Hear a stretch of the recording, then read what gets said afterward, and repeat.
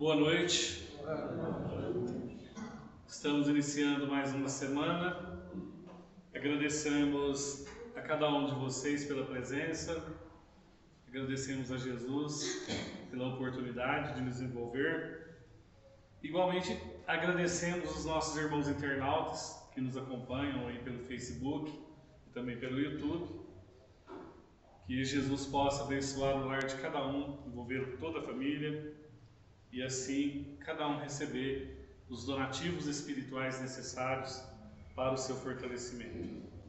Nós estamos iniciando a semana recebendo aqui o nosso companheiro Alan. Você participa no Luz e Amor, né?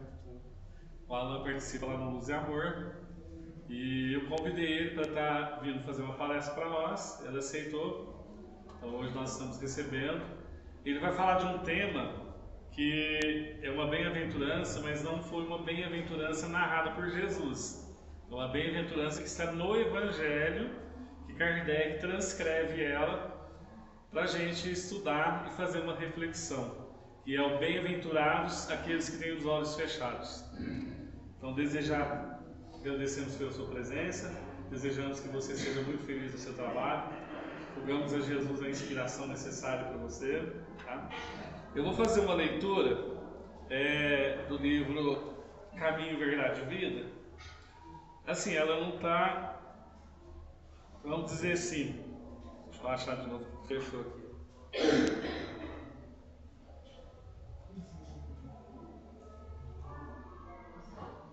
A mensagem ela tem a ver com o título do Bem-aventurados aqueles que têm os olhos fechados.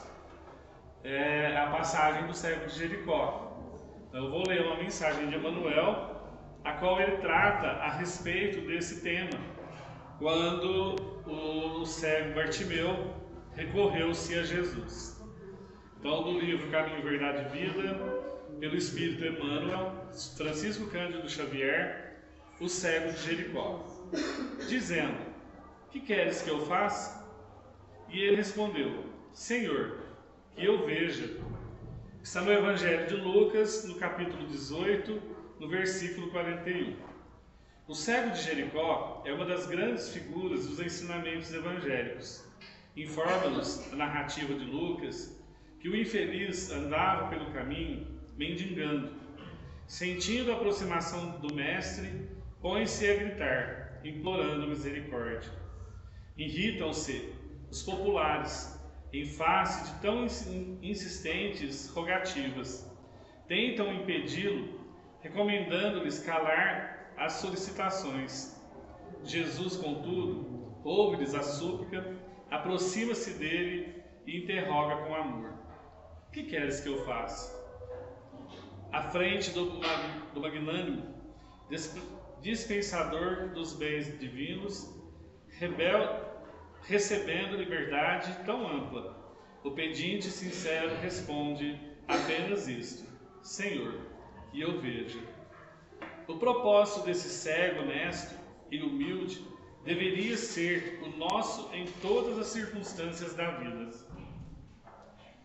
Mergulhados na carne ou fora dela, somos às vezes esse mendigo de Jericó, esbolando as margens das estradas comuns.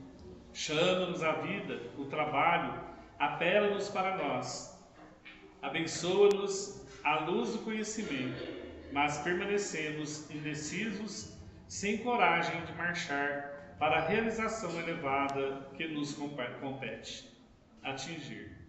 E, quando surge a oportunidade de nosso encontro espiritual com Cristo, além de sentirmos que o mundo se volta contra nós, induzindo-nos à indiferença, é muito raro sabermos pedir sensatamente. Por isso mesmo, é muito valiosa a recordação do pobrezinho, mencionando-se no versículo de Lucas: porquanto não é preciso comparecermos diante do Mestre com volumosa bagagem de rogativas, basta nos peçamos o dom de ver, com exata compreensão das particularidades do caminho evolutivo, que o Senhor, portanto, nos faça enxergar todos os fenômenos e situações, pessoas e coisas com amor e justiça, e possuiremos o necessário à nossa alegria imortal. Então, com esta leitura, nós iniciaremos o nosso trabalho da noite, agradecendo a Jesus pelo sublime elixir que envolve-nos a todos, os benfeitores amigos, os dirigentes desse trabalho, dessa casa, que tenham estado conosco em cada momento de nossa jornada, possam nos assistir, nos envolver, possa assistir o nosso irmão Alain, envolvendo-a, inspirando-a para que ele possa, sim, alcançar os objetivos que se propõe para essa noite. Que Jesus, no seu amor e na sua misericórdia, possa envolver a cada um de nós, mediante as nossas necessidades, em seu manto. Que de nossa parte, igualmente, estejamos com os nossos pensamentos voltados a Jesus, gratos pela oportunidade, e que possamos, na noite, receber todos os donativos necessários para o nosso fortalecimento. Assim, Jesus, iniciamos o nosso encontro. Que a sua paz, a sua luz, a sua misericórdia permaneça com todos nós, hoje e sempre. Que assim seja. Alain, é com você. Obrigado. Fica à vontade.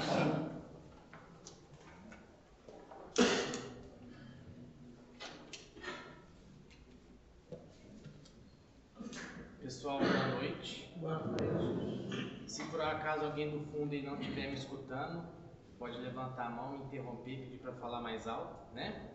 Eu queria agradecer o convite que a casa me fez para poder vir aqui conversar, dialogar um pouquinho com vocês. É uma felicidade imensa estar aqui essa noite na presença de todos vocês, encarnados e também os desencarnados, né? Porque dentre vários ensinamentos que a doutrina espírita veio nos trazer e veio nos revelar, nós conseguimos compreender através dela que nós não estamos sozinhos em nenhum momento de nossas vidas. Estamos sempre acompanhados por nossos irmãos que não possuem mais o corpo físico, o corpo material. Então que Deus, que Jesus possa amparar todos nós nesses instantes, assim como o Nilson disse muito bem na abertura. E eu peço, né, a intuição dos mentores, dos guias da casa, para que tudo que eu possa falar aqui sirva de alguma inspiração, sirva de algum conselho, não para vocês, mas para mim. Quando eu falo, a primeira pessoa que está escutando sou eu, principalmente aqui dentro no meu pensamento, tá? Então pedir esse amparo, essa proteção de Deus, de Jesus, para que a gente possa iniciar a nossa conversa, os nossos estudos. Como o Nilson disse, o tema preparado para essa noite é o capítulo 8º do Evangelho, Bem-aventurados os que têm o coração puro. Itens 20 e 21, Bem-aventurados os que têm os olhos fechados. Nessa lição que nós vamos ler pausadamente, parte por parte, e analisar, nós vamos nos identificar com vários ensinamentos que a doutrina espírita veio nos trazer. Doutrina espírita codificada pelo nosso irmão Allan Kardec e que deve ter aí uns 160, 170 anos de codificação. E é o outro consolador que Jesus nos prometeu, né? Jesus não disse: eu pedirei ao meu Pai e Ele vos enviará um outro consolador, que vos falará de tudo aquilo que eu não pude falar, relembrar tudo aquilo que eu disse e dar a interpretação correta do que provavelmente ele disse foi mal interpretado, mal direcionado, né? Então, pessoal, aqui nessa noite, nessa lição, nós vamos conseguir rever, estudar e analisar vários ensinamentos que a doutrina espírita nos trouxe, nos revelou. E o quão importante é a doutrina espírita dentro das nossas vidas, né? Nós vamos perceber que sem a doutrina espírita, sem essas revelações que ela nos trouxe, dificilmente nós conseguiríamos marchar em progresso até Deus. Conseguiríamos dar passos firmes através da nossa evolução. Porque todos nós que nos encontramos aqui, seja encarnados ou desencarnados, tem um objetivo, que é buscar o progresso, buscar a evolução, buscar a nossa reforma íntima. E cada um, pessoal, no seu ritmo, cada um no seu passo.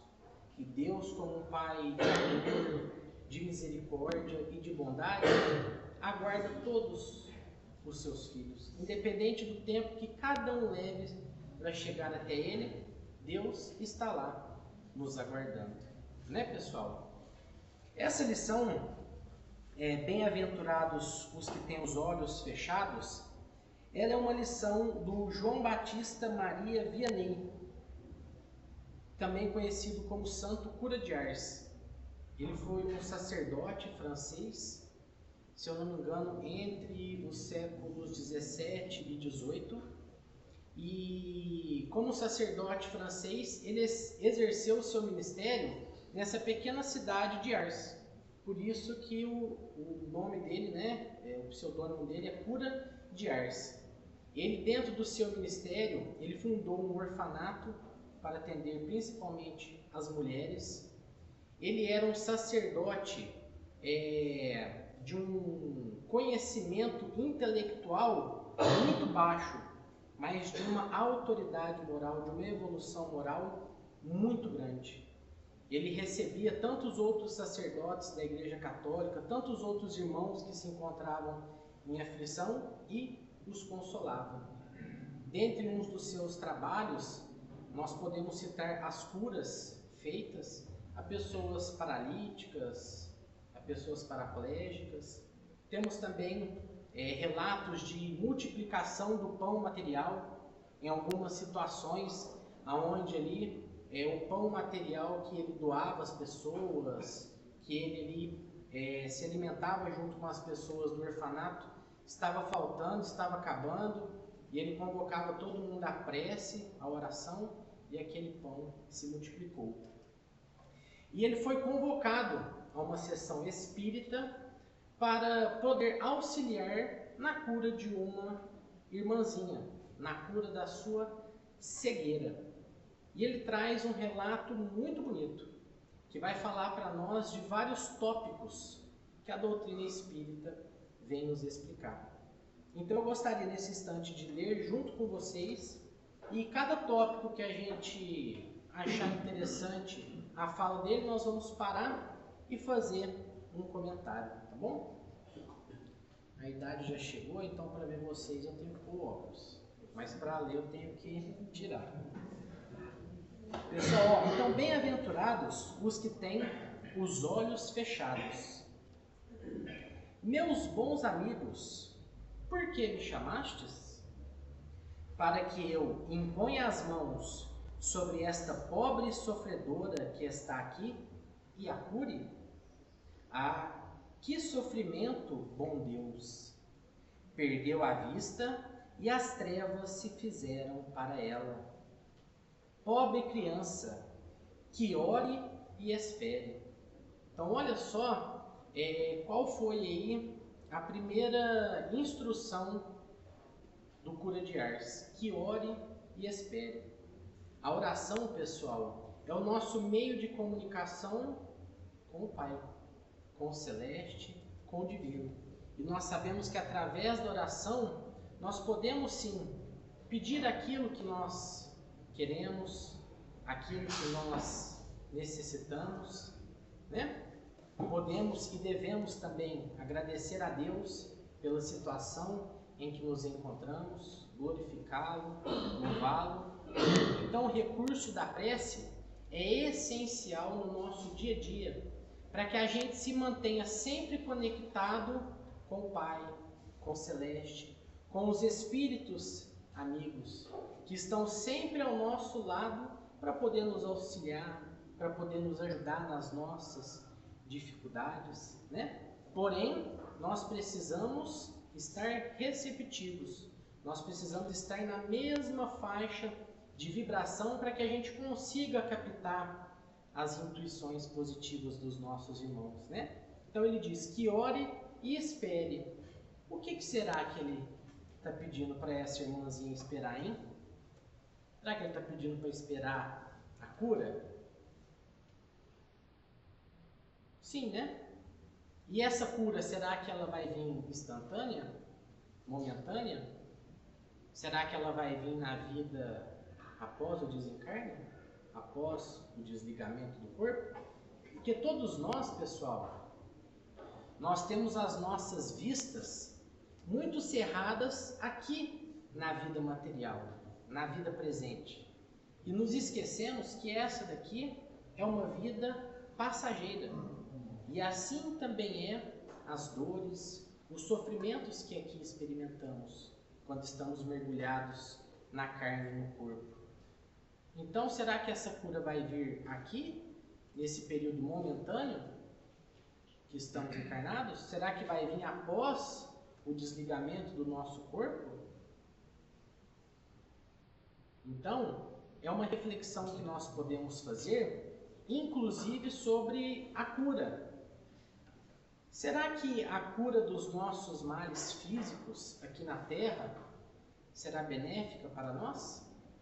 Será que não tem um motivo pelos males, pelas dores, pelos sofrimentos que nós experimentamos? Como nós devemos nos portar diante dessa situação? Então são todas perguntas que a lição aos poucos vai nos respondendo e nós vamos conversando. Mas, de primeiro, que ore e espere. Eu não sei fazer milagres sem a vontade do bom Deus. Olha a humildade, a submissão desse Espírito. Ele atribui toda a sua obra, toda a sua tarefa a quem, gente? A Deus, ao Pai. E assim devemos ser todos nós.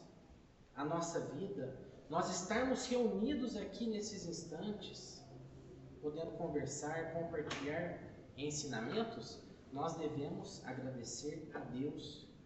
É Ele que proporciona esse encontro aqui nessa noite. E olha só a humildade e a submissão desse Espírito, né? Todas as curas que obtive e que conheceis, não as atribuais, senão aquele que é o Pai de todos nós. Nas aflições, voltai sempre os vossos olhos para o céu, e dizei do fundo do vosso coração. Agora aqui, pessoal, olha só para você ver, ele vai dar uma fórmula de quando nós estivermos em tribulações, em dificuldades, de problema, aqui ele vai nos dizer o que nós devemos falar, o que nós devemos pedir, como direcionar até Deus, nosso Pai, nesses momentos. Meu Pai, curai-me, mas fazei que a minha alma doente seja curada antes das enfermidades do corpo, que minha carne seja castigada, se necessário, para que a minha alma se eleve para vós com a brancura que possuía quando a criastes. Então tá aí a forma como nós devemos nos direcionar ao Pai. E olha que interessante quando ele fala, ó, meu Pai, curai-me, mas fazei que a minha alma doente seja curada antes das enfermidades do meu corpo. E por que ele fala que minha alma doente seja curada antes das enfermidades do meu corpo?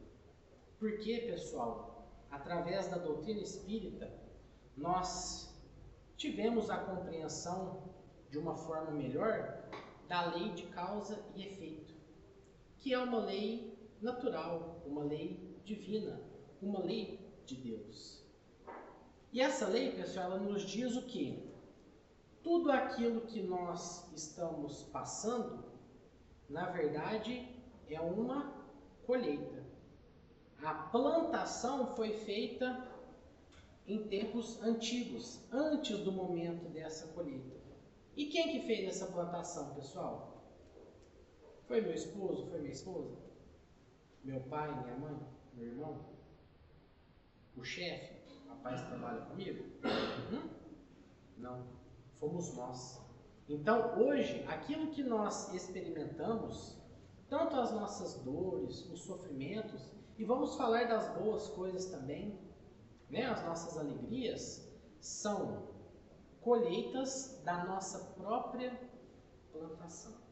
Por isso que o cura de Ars, ele indica para que nós peçamos a Deus a cura da nossa alma doente. Por quê? Ainda somos espíritos que estamos no estágio de um mundo de provas e expiações. Somos espíritos, pessoal, que estamos, como nós dissemos no início, a caminho da evolução, procurando o nosso progresso.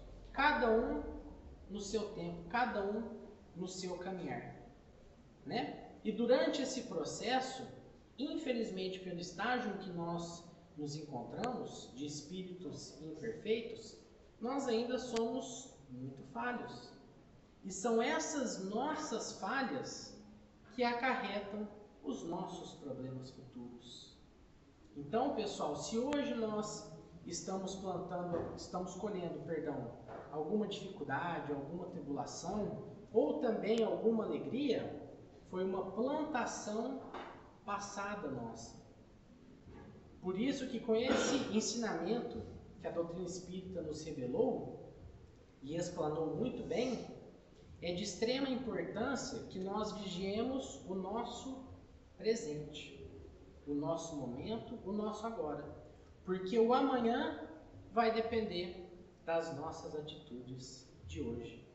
Quem eu vou ser amanhã, aquilo pelo qual eu vou passar, seja bom, seja ruim, vai depender da nossa plantação de hoje, né? Então, por isso que o cura de Ars nos aconselha a gente pedir, primeiro, que a nossa alma doente seja curada. Porque o dia que a nossa alma for curada, o dia que nós não possuirmos mais o orgulho, a vaidade, os preconceitos, todos esses vícios e esses males morais, nós não vamos ter mais doenças físicas.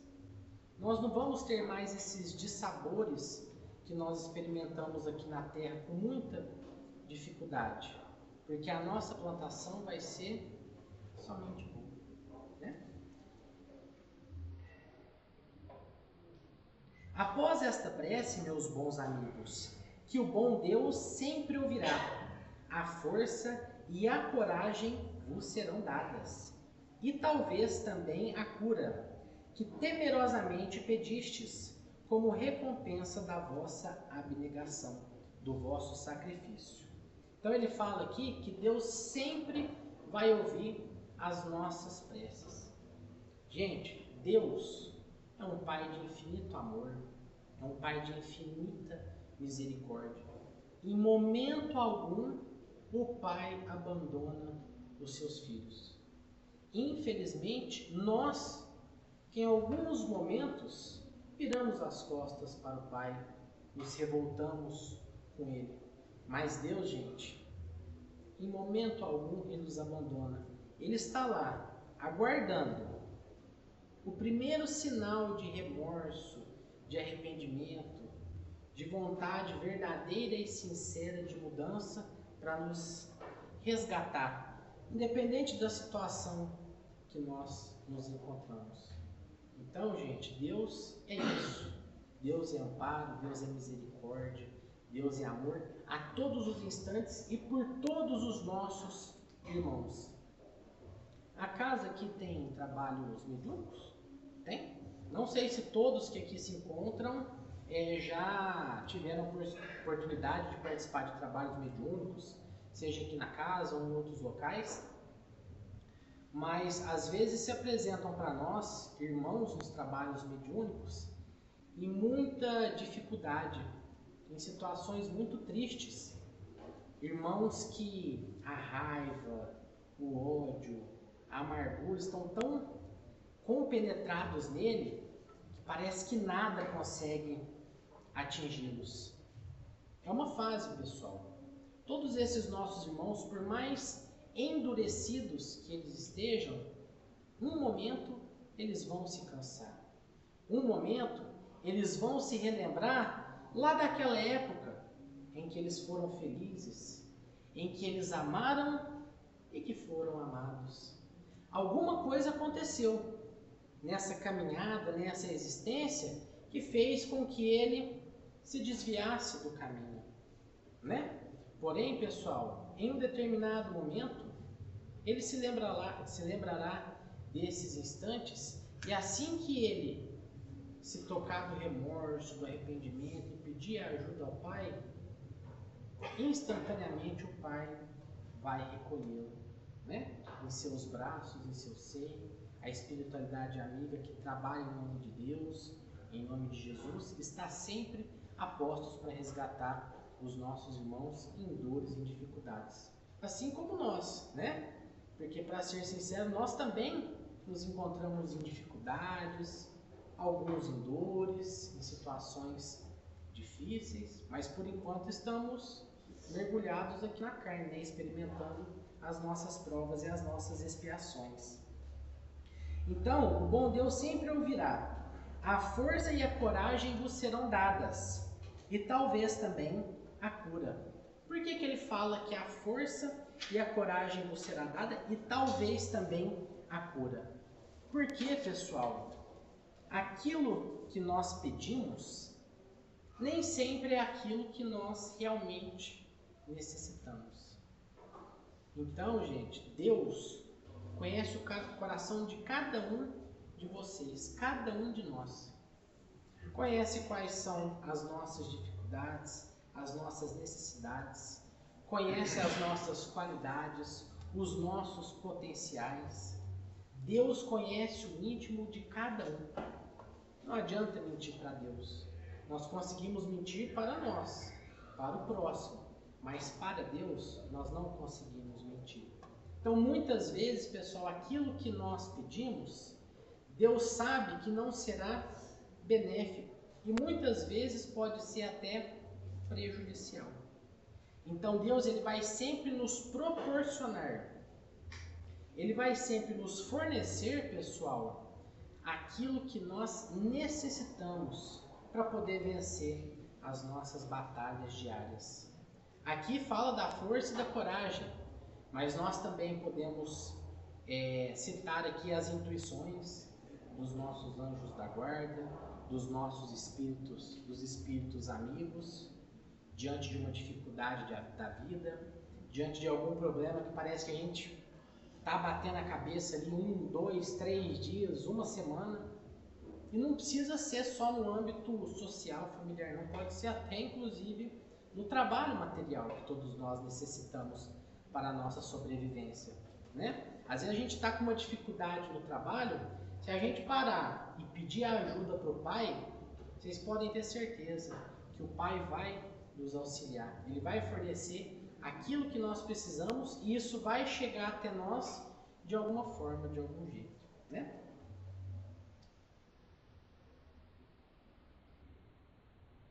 Mas, desde que aqui me encontro numa assembleia em que se trata, sobretudo, de estudar, eu vos direi que os que estão privados da vista deviam considerar-se como os bem-aventurados da expiação. Lembrai-vos de que o Cristo disse que era necessário arrancar o vosso olho se ele fosse mau, e que mais valia atirá-lo ao fogo que ser a causa da vossa perdição. Quantos existem sobre a terra que um dia maldirão nas trevas por terem visto a luz? Então, realmente, essa fala de Jesus é uma fala muito impactante, né?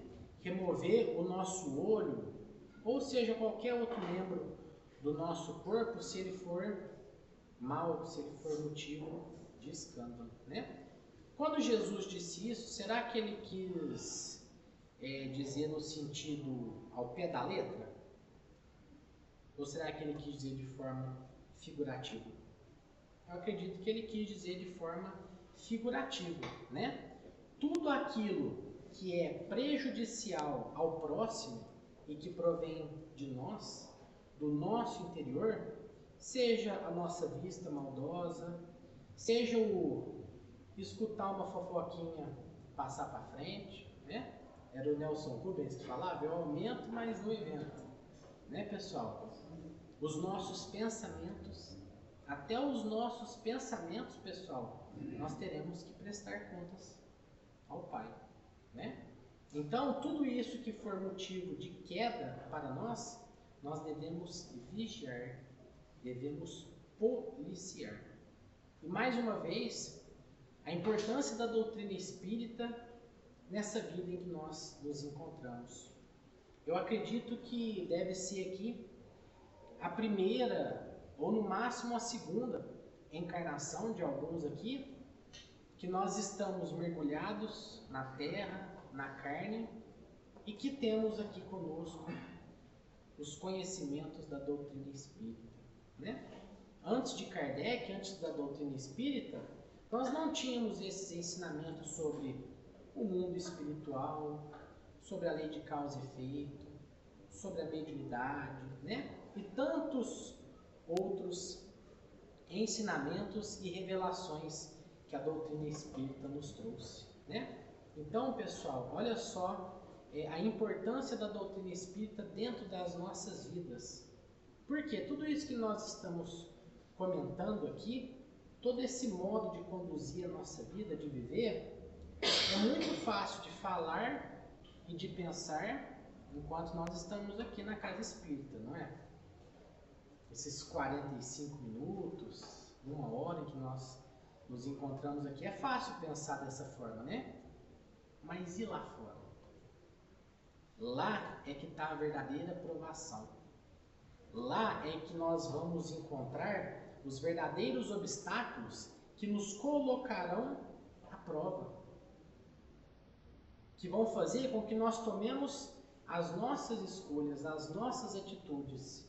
E aí, como todos nós temos o nosso livre-arbítrio, nós temos duas opções. Ou nós podemos seguir um caminho mais correto, mais coerente, se a gente no momento conseguir se recordar do que a gente estuda, né, do que a gente lê dentro do Evangelho, o que particularmente para mim é muito difícil, ou a gente pode tomar o outro caminho, que é o caminho que infelizmente a gente ainda toma por mais vezes, né, que é o caminho do instinto, ainda deixa prevalecer, né, aquele espírito que precisa buscar a sua reforma íntima. Então, pessoal, olha só a importância da doutrina espírita dentro das nossas vidas, né? Eu acredito que a Terra já esteja passando de mundo de provas e expiações para mundo de regenerações desde a vinda do Cristo à Terra. E a doutrina espírita veio ao seu turno, ao seu tempo, para alavancar esse processo, né, pessoal? Então nós vemos aqui, temos a sorte, né, de estarmos reencarnados numa cidade como Franca, que acredito que é uma das cidades mais espíritas do Brasil, com a maior concentração de espíritas do Brasil. Então, pessoal, nós estamos aí com a faca e o queijo na mão, como diz o ditado popular, né? Então, cabe a nós agora procurarmos o estudo, a compreensão, o entendimento, e mesmo que muito difícil, com todas as nossas dificuldades, cada dia a gente tentar colocar em prática. Se a gente passar pela mesma situação 1 milhão de vezes na vida, e lá na última situação, lá no finalzinho, a gente conseguiu uma situação, por exemplo, que requer que a gente tenha paciência. A gente pode ter perdido a paciência em todas as vezes. Se lá na última oportunidade a gente conseguiu ter paciência, conseguiu lidar com a situação de outra forma, já está ótimo, já está perfeito. Porque essa nossa evolução, ela é a passos bem pequenos, né, pessoal? Quantos existem sobre a Terra que um dia maldirão nas trevas por terem visto a luz? Então, o Vianney nos orienta aqui, né? Qual que é o nosso destino pós-desencarne, pós sair dessa roupagem física, dependendo dos nossos atos presentes. Sim, como são felizes os que, na expiação, foram punidos pelos olhos. Seu olho não será causa de escândalo e de queda, e eles podem viver completamente a vida das almas, podem ver mais do que vós, que tendes boa visão. Quando Deus me permite abrir as pálpebras de alguns desses pobres sofredores e devolvê-los à luz, digo a mim mesmo: alma querida, por que não conheces todas as delícias do Espírito que vive de contemplação e de amor? Então, não pedireis para ver as imagens menos puras e menos suaves que aquelas que podes entrever na tua cegueira. O Evangelho, não só nessa lição, mas como em várias outras, pessoal, no capítulo 5, na Justiça das Aflições, entre tantas outras, o Evangelho, ele nos dá sempre a visão do futuro, do além, o pós-corpo físico, a vida espiritual, que é a vida verdadeira. Porque é lá, pessoal, que nós vamos colher os frutos da nossa caminhada de hoje aqui, né? Toda a nossa caminhada terrena, nessa oportunidade que nós tivemos nessa encarnação, a hora que nós nos desligarmos do corpo, dependendo de como foi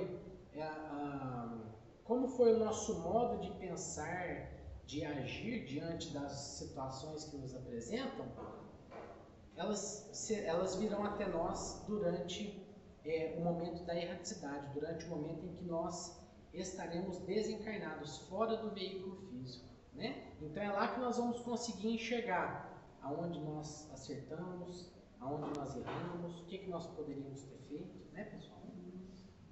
Ó sim, bem-aventurado o cego que quer viver com Deus. Esse cego que quer viver com Deus, pessoal, o cura de Ars, ele quis dizer para nós sobre resignação, sobre aceitação. E é difícil a gente aceitar e ser resignado de uma situação se a gente não sabe a causa, né? Porém, a causa hoje nós já sabemos e já entendemos qual que é. Então, pessoal, antes da gente se revoltar, antes da gente se desesperar, que nós possamos ter calma, ter a compreensão daquilo que nós estamos passando hoje é uma construção individual, é uma construção nossa. Eu e minha mãe, nós participamos durante algum tempo de um trabalho de visita a pessoas acamadas. Um trabalho que nós participávamos aos sábados à tarde, que infelizmente não existe mais por conta dos compromissos de cada um. E dentre as pessoas que nós visitávamos, tem um rapaz que ele ainda se encontra encarnado, o nome dele é Carlinho, é um amigo até particular nosso, né? E quando nós chegávamos na casa dele, hoje ele está com 49 anos, e com 40 anos ele foi diagnosticado com a doença Elas. Ela ou Elas. E ele foi perdendo todos os seus movimentos. E hoje ele vive deitado no sofá, respira com a ajuda de aparelhos, então nós íamos visitá-lo, fazíamos uma leitura do Evangelho, uma prece e uma oração. E para ser bem sincero com vocês, minha mãe está aqui, eu não posso mentir na frente da minha mãe. Nós íamos lá para receber.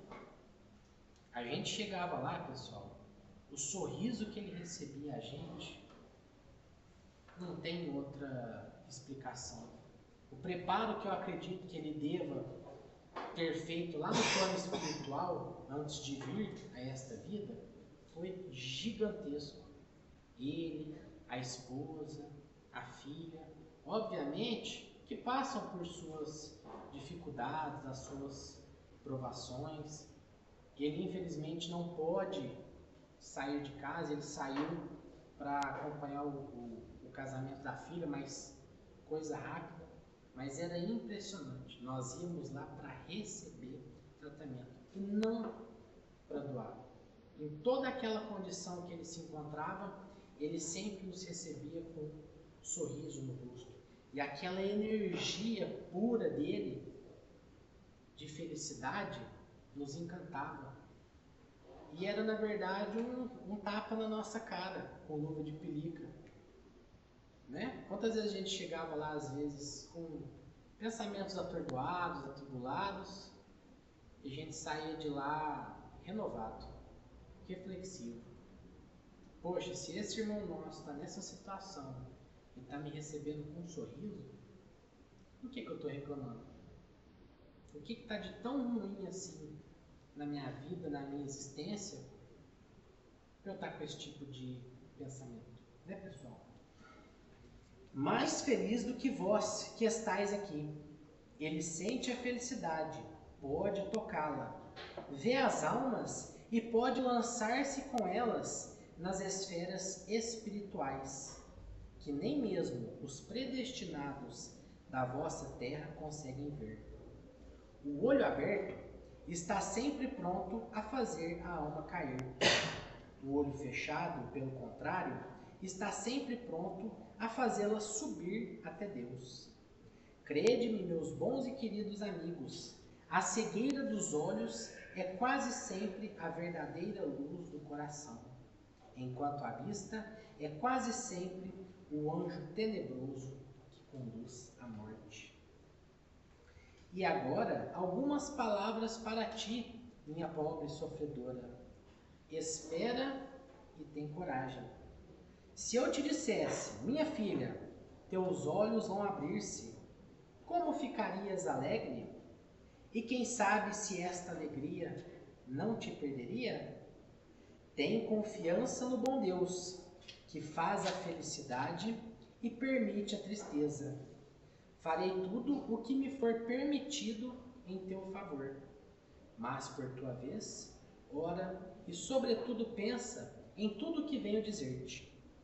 Antes de me afastar, vós todos que estáis aqui, recebei a minha bênção. Então, pessoal, mais uma vez, o cura de Ars vindo nos falar, né? Será que aquilo que nós pedimos, é o que nós comentamos, será que se nos for concedido, será um benefício para nós? Será que nós não podemos cair se nós conseguirmos aquilo que nós pedimos? Quem aqui já pediu para ganhar na Mega? Levanta a mão. Ninguém, só eu mesmo. Não para ganhar na Mega, né? Assim, não fiz um pedido explícito. Mas falei, ô pai, você podia dar uma forcinha, né? Na hora de mexer lá o globo lá. Mas será que se eu tivesse ganhado na Mega, será que eu estava aqui agora? Ou algum de vocês? Então, pessoal, o que nós precisamos ter, todos nós, eu, vocês, é essa confiança inabalável no Pai, nos seus desígnios. Se vocês me permitem, eu vou contar um relato particular.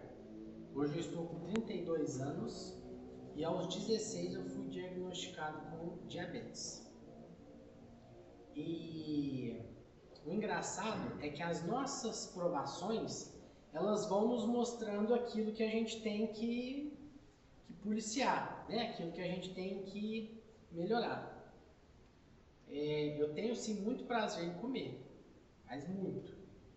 Geralmente nós temos que comer para viver. Eu era o contrário, eu vivia para comer. E não era chuchu, não era abobrinha, né? Não era alface, não era tomate. Gostava era do salgado, do refrigerante. Então eu brinco que lá no meu plano reencarnatório, que é muito importante lembrar disso, que todos nós planejamos a nossa encarnação. Eu acho que eu planejei da seguinte forma, eu falei, gente, deixa eu ver se eu consigo sozinho tentar refrear esse impulso, esse exagero meu. Mas se vocês verem que eu não vou conseguir, se vocês verem que eu estou falhando, vocês me ajudam, vocês mandam alguma coisa para ver se eu caísse. Então, aos 16 anos fui diagnosticado com diabetes e durante 14 anos eu não estava nem aí. Posso culpar, assim, a fase adolescente, início da fase adulta, aquela fase que a gente não está nem com nada, né? Acha que é super-homem, acha que nada acontece com a gente. Há 2 anos atrás eu fui no oftalmologista. E o oftalmologista foi ele examinar, falou: Alan, você está com 2 caminhos para você escolher. A sua diabetes desregulada já te causou lesões, feridas no fundo dos seus olhos, no fundo do olho.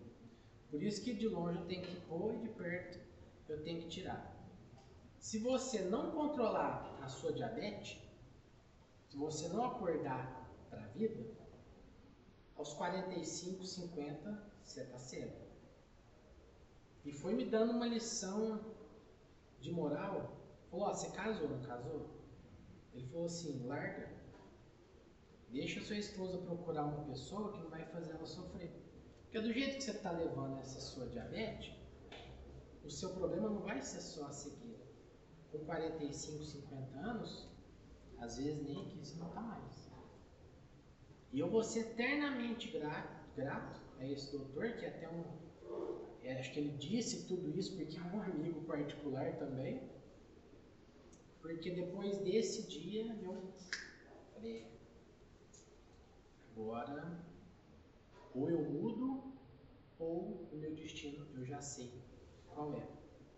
A diabetes, de quem que é a culpa? É de Deus?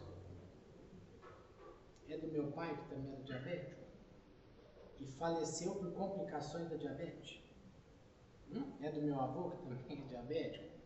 Não. Então, pessoal, com a doutrina espírita, eu citei esse caso particular para que a gente possa compreender que com a doutrina espírita a gente consegue compreender quais estão sendo os nossos vícios, quais estão sendo os nossos exageros e aquilo que a lei de causa e efeito vai nos mandando. Aquilo que lá no nosso planejamento espiritual a gente molda para a nossa existência, para a gente conseguir ir refreando, né, as nossas más tendências, né, pessoal? Então, eu só queria que na pergunta 171 do Livro dos Espíritos, a pergunta é sobre o que se funda o dogma da reencarnação. E depois da resposta dos Espíritos, tem um comentário do Allan Kardec. E eu queria ler só o comecinho desse comentário, que ele é muito longo. Todos os Espíritos também tendem à perfeição. Lembra aquilo que a gente falou lá no começo? O Pai não desampara nenhum dos seus filhos. E Deus lhes proporciona os meios de consegui-la com as provas da vida corpórea. Então, pessoal, essas provas da vida corpórea são os nossos degraus. São através delas que nós vamos alcançar a depuração do nosso espírito. É através delas que nós vamos nos tornar puros de coração, né? Que é o capítulo 8º do Evangelho. Então, pessoal, não sei se todo mundo aqui conhece o Gigante Deitado, Jerônimo Mendonça. Todos aqui já viram falar dele? Ou não? Sim? Alguém teve a oportunidade de assistir uma palestra ou não? Hã? O livro? Já teve a oportunidade de ler o livro? Ele relata com muito humor uma vez que os amigos dele sempre levavam ele no cinema, na praça, para poder distrair. E um belo dia uma moça esbarrou na cama dele. E a moça ficou irritada. Mas não é possível, aonde eu vou ter esse aleijado? É aqui no cinema, é ali, é acolá, é não sei na onde, é no supermercado, E ele falou: e agora? O que eu vou responder para essa moça? E ele virou e falou assim: mas você também não fica em casa, hein? Mas você anda também. Então, olha só a capacidade. Nisso ele conta que ela começou a rir, eles se tornaram grandes amigos. Olha só esse irmão. Ele foi cego, gente. Desculpa, tá passando um pouquinho, é só para finalizar. Ele foi cego para a ignorância do próximo. Essa cegueira nós temos que ter. Para a ignorância do nosso próximo, para as falhas, para os defeitos deles. Porque nós também temos dos nossos. E nós temos que enxergar, abrir os nossos olhos e ver tudo aquilo que está de bom no nosso irmão, né? Então, se fica aí, o recadinho no final é esse, que a gente seja cego para as dificuldades dos nossos irmãos, para aqueles que às vezes nos dirigem maus pensamentos, palavras de baixo calão, e que nós vigiemos nós mesmos a todos os instantes, para nós não sermos aquele que está infringindo o mal ao nosso próximo, né, pessoal? Bom, o tempo já se findou, já se esgotou. Eu queria agradecer demais a presença de todos vocês aqui, o convite da casa. Queria revelar uma coisa para vocês aqui, não sabia se eu revelava no começo ou no final, mas eu vou revelar no final. Foi a primeira vez que eu fui convidado a dar uma palestra. Eu não sei se dar a palestra é o termo correto, porque eu acho que o palestrante, ele precisa vivenciar aquilo que ele está falando, né, com muita autoridade para ele falar bem sobre o assunto. Mas é a primeira vez que eu fui convidado a estar nessa posição. Então eu queria agradecer demais todos vocês. A casa vai estar sempre guardada num lugar muito especial no meu coração. Peço desculpas se falei alguma coisa que ofendeu, que chateou, que magoou alguém, tá? E agradecer a Deus, a Jesus, a equipe espiritual, por estar aqui nesse instante com vocês, tá bom? Deus ampare e proteja todos nós.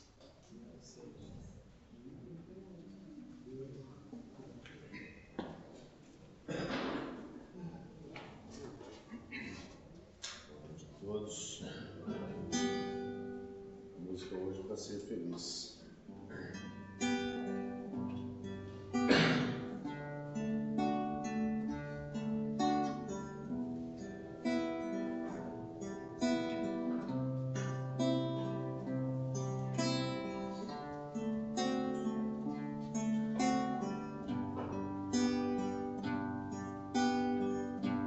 Às vezes é mais fácil reclamar da sorte do que na adversidade ser mais forte.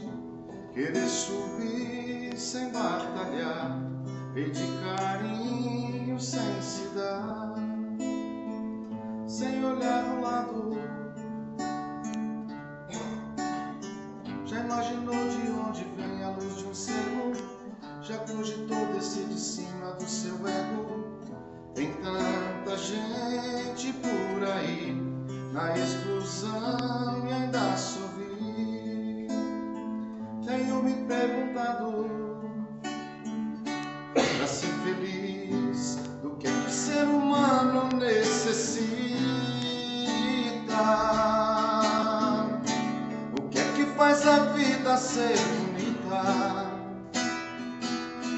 A resposta, onde é que está escrita?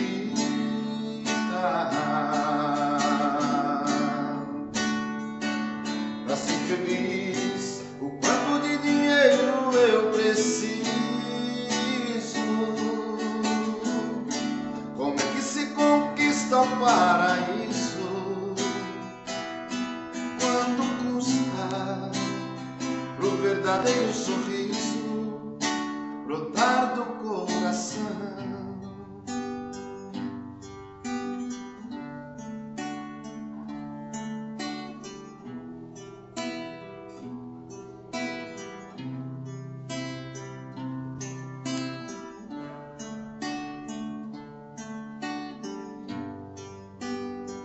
Talvez a chave seja a simplicidade, talvez prestar mais atenção na realidade. Porque não ver como lição o exemplo de superação de tantas pessoas? O tudo às vezes se confunde com nada, no sobe e desce da misteriosa estrada. E não tem como calcular, não é possível planejar, não é estratégico para ser feliz. Do que o ser humano necessita? faz a vida ser bonita? A resposta, onde é que está escrita?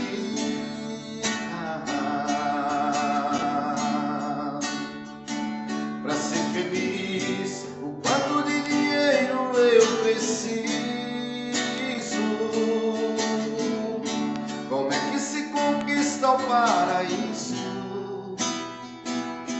Quanto custa pro verdadeiro sorriso brotar do coração?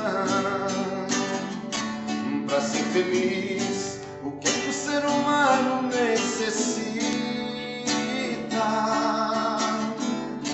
O que é que faz a vida ser bonita? A resposta, onde é que está escrita?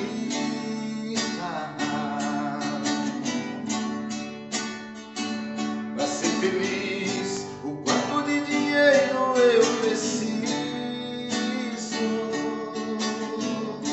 Como é que se conquista o paraíso? Quanto custa pro verdadeiro sorriso brotar do coração?